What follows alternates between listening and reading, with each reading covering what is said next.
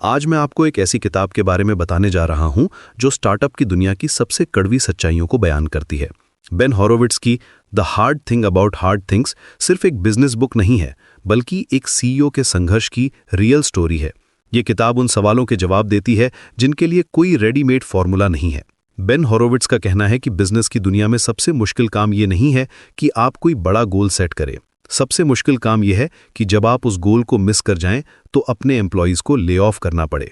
यही है वो हार्ड थिंग जिसके बारे में ये पूरी किताब है। बेन की जर्नी शुरू होती है लाउड क्लाउड के साथ। 2000 में .com बूम के दौरान कंपनी ने 7 महीने में $10 मिलियन के कॉन्ट्रैक्ट्स बुक किए और 6 महीने में 200 एम्प्लॉइज हायर किए।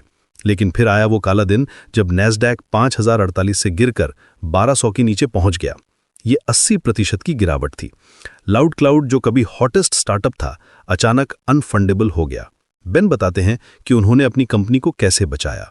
आईपीओ के दौरान जब इन्वेस्टर्स विजिबली डिस्ट्रेस थे और कंपनी के प्रॉस्पेक्ट्स डायर लग रहे थे, तब उन्हें अपनी वाइफ फेलिशिया के बारे में फोन कॉल आया कि वो सांस नहीं ले पा रही हैं। ये था वो मोमेंट जब लाइफ और प्रोफेशनल क्राइसिस एक साथ आ गए।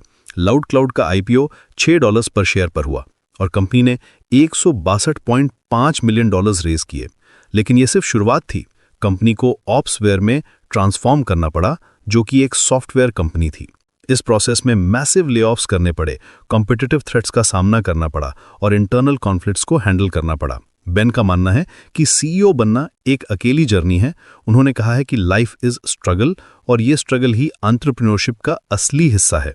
जब ईडीएस के फ्रैंक जॉनसन ने उन्हें 60 डेज टू लिव का अल्टीमेटम दिया और कॉन्ट्रैक्ट कैंसिल करने की धमकी दी, तब बेन ने अपनी इंजीनियरिंग टीम से कहा कि हमारे पास गुण में सिर्फ एक बुलेट बची है और हमें टारगेट हिट करना है।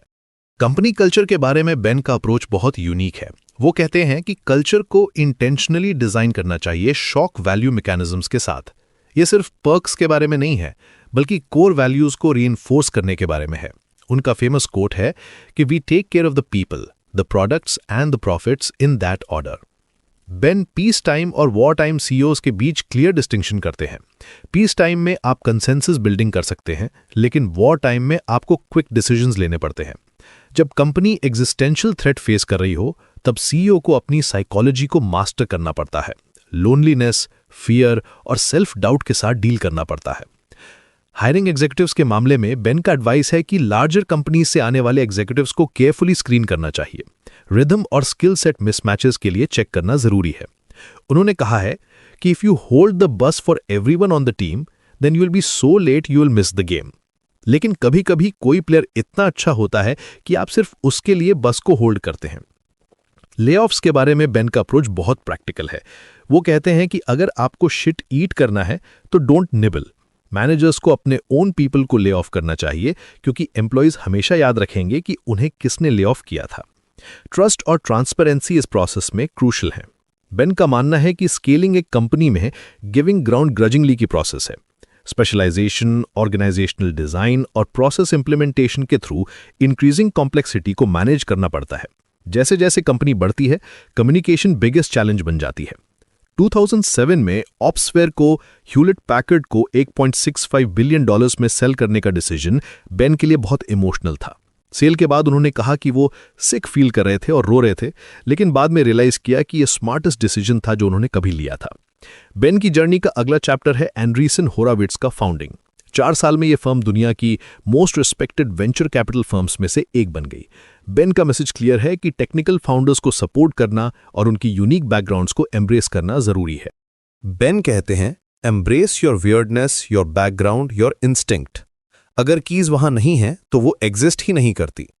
उनका यह भी कहना है कि हीरो और कॉवर्ड के बीच सिर्फ यही डिफरेंस है कि वो क्या करते हैं।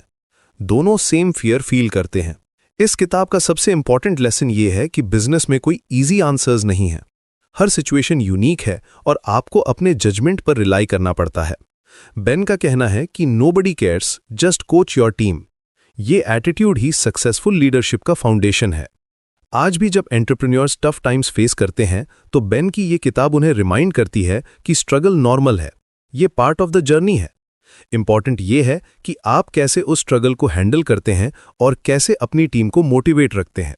बेन हॉरोविट्ज की the hard thing about hard things सिर्फ एक बिजनेस बुक नहीं है, ये एक सर्वाइवल गाइड है उन सभी के लिए जो एंटरप्रेन्योरशिप की चैलेंजिंग वर्ल्ड में अपना मार्क बनाना चाहते हैं।